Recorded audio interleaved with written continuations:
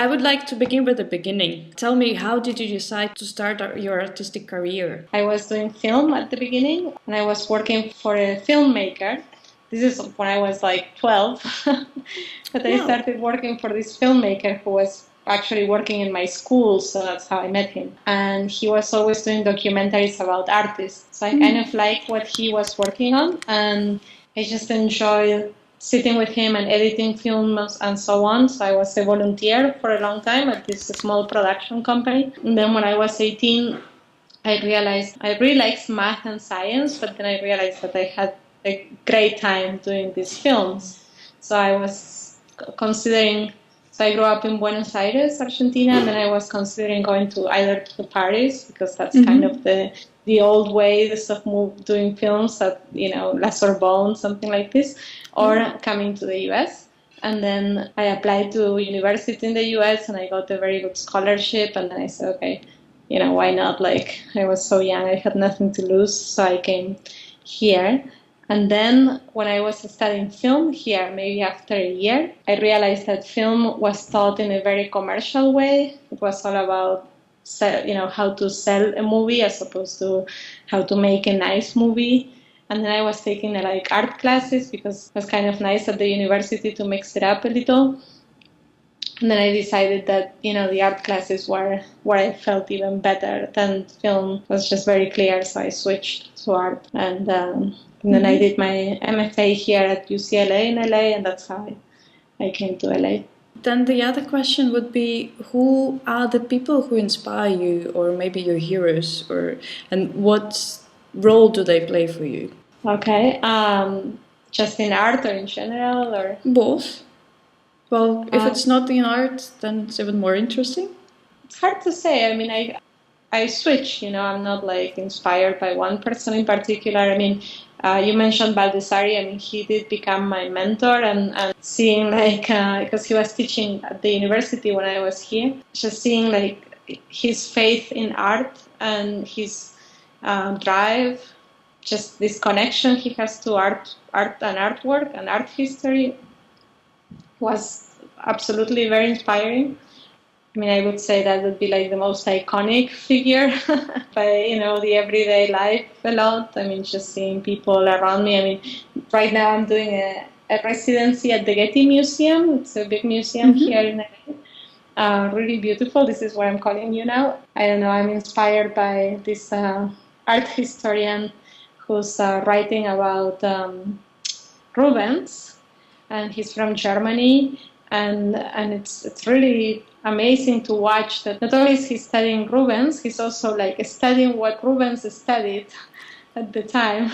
It's just fascinating to see that he's going so far to look into that. So I think I'm inspired by people who look beyond what's right in front of our faces. They want to go deeper. Usually that tends to drive me a lot. This can actually be seen in your works and leads to my next question. It seems to me that your works are that kind of paintings that try to escape from 2 dimensions world to 3 dimensions. Is it so? And how would you describe your medium? Is it a painting or rather something closer to sculpture? I mean, something that I always believed in was the fact that, a painting is always a sculpture, even though it's hanging on the wall, but it's still an object, and it has a lot of 3 dimensions to it, even though we're used to seeing it on the wall. So that was always a point of departure. So I would say it's always about the sculpture in a way, because there's no real 2-dimensional painting. But it could be that lately I'm very inspired by materials. So I tend to like a sculpture. Not that I prefer one or the other, because I work in using paint a lot, but I never really paint with a brush. I'm always making a painting object, which is different than just painting on canvas, you know what I mean? Mm-hmm. So, and lately it could be, now I'm working with concrete, so it could be that the work is becoming a bit even more 3-dimensional, but it's still connected with with the original ideas, I think. You really work all the time, like you have at least one exhibition per year. Do you really know how to organize your time, or you're just inspired all the time? How does it work? That's a funny question because I always feel like I'm not doing enough. It's always, of course, takes a lot of energy to do an exhibition, but it's also very exciting. And it's my opportunity to come out of the studio with some work and share it with people. And then, the conversations that happen around the work, are fuel for more work. I just think it's a nice cycle, to really like share the work. I mean, otherwise it's very easy to isolate yourself in the studio, and it can be a bit too isolating and too lonely sometimes. So I like to have a nice balance. I mean, even though it's, as I said, it takes some energy to push in that direction all the time, but it's also very rewarding to have that dialogue with the world around you. You are originally from Argentina. How do you feel? Are you rather American artist, Argentinian, or is it a mixture? In my case, I left when I was 18. I mean, and even though I have family in Buenos Aires, I really studied everything from the beginning in the US. Like I never studied art in Argentina. So, I feel like I was almost born as an artist, and I decided to become an artist here. So, I'm sure my roots, of course, have an influence, but I think I've been here long enough. I mean, now it's almost half of my life. So it's kind of mostly based in America. I would say 90% and 90% American and 10% Argentinian in terms of the art. Mm-hmm. Sometimes when you say read a poem or read a book, you can immediately understand that that's a poem written by a woman. Do you believe that there exists such a thing as female art or women's art?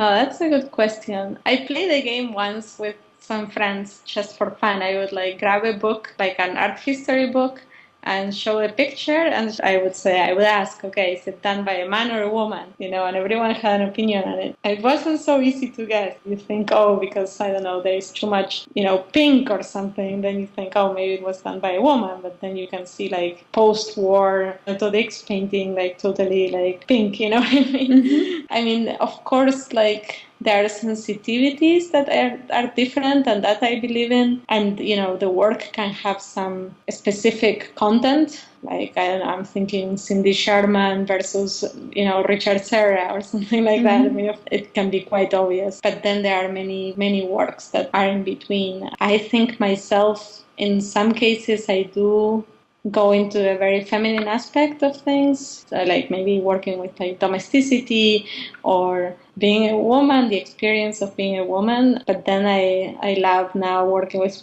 concrete and doing these like very heavy things. In some cases I have to hire a man to help me if I don't have the strength. Imagine you don't know yourself, but you see your works. How would you imagine the person who created them? Oh my God.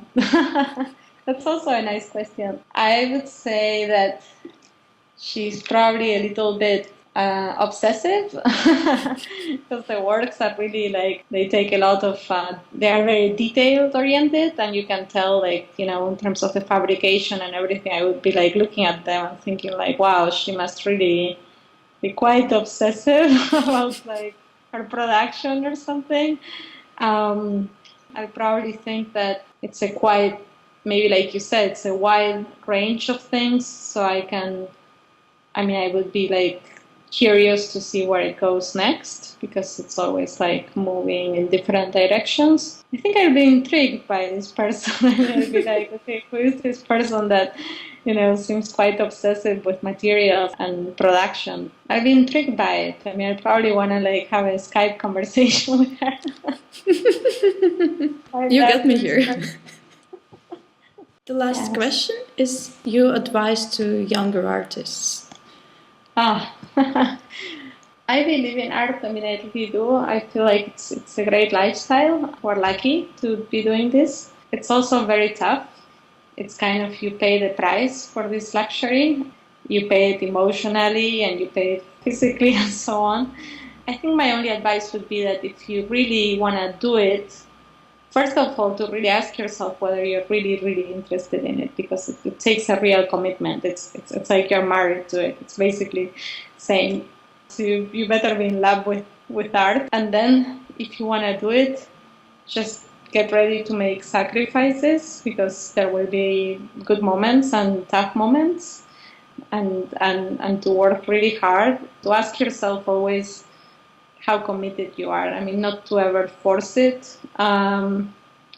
It's really nothing you can force, and and just to be honest with yourself and to know whether you're doing your very, very best, or whether you're in or you're out, basically. And if you're out, not to waste your time because you're kind of noise to the whole system and you're interfering.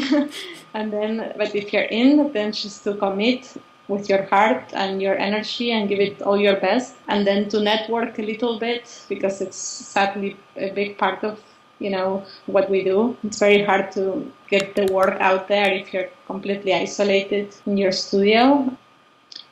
And then to just hope for the best, that's all you can say. Yeah, thanks a lot for your time, and I wish you a great day further. Good luck to you, and we'll stay in touch.